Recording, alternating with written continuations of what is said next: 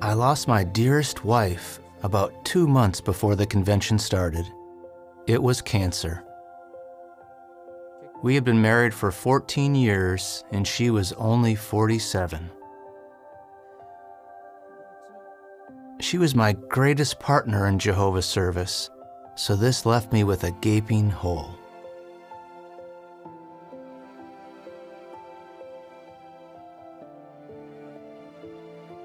The theme of the convention, to always rejoice, came just at the right time for me. I know it was Jehovah's wonderful gift to me. Through the convention, I could see that Jehovah had sent all the members of the governing body and its helpers to me personally. I can't think of a better gift.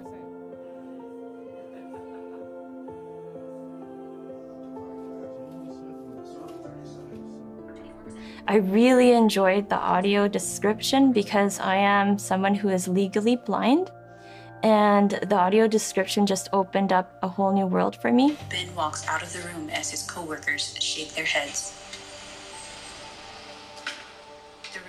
So it was really amazing to have the videos being described, and for me, I felt like I can now see what was happening. A lot of what the audio description described are things that I normally would have been curious about and I would have been asking somebody to help me understand.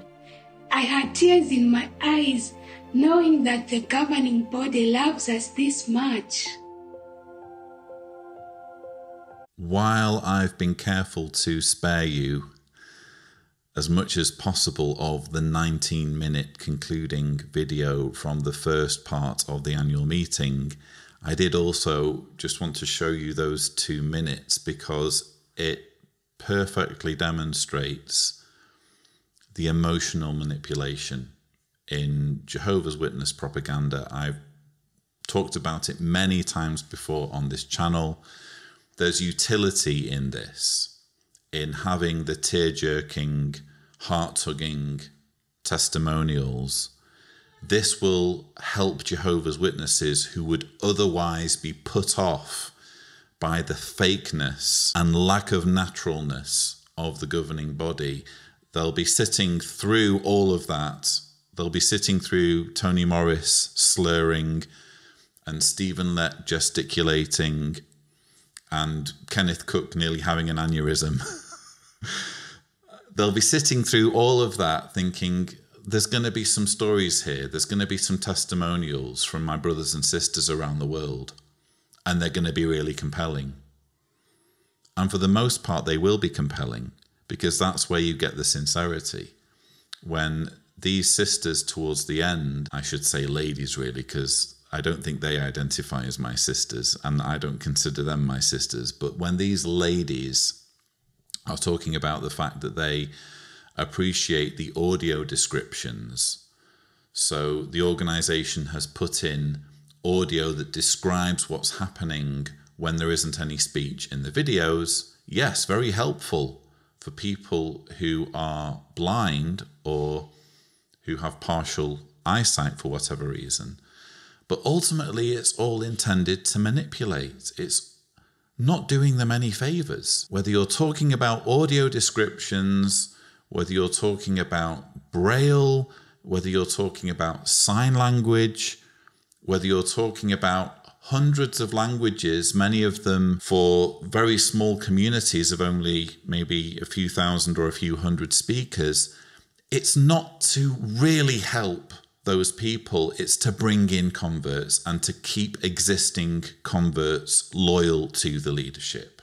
So I'm sorry, I just personally can never be impressed by this. I'm sure some can. I'm sure some will consider this a triumph of human ingenuity, that the convention was made available in so many formats and with so many different people in mind.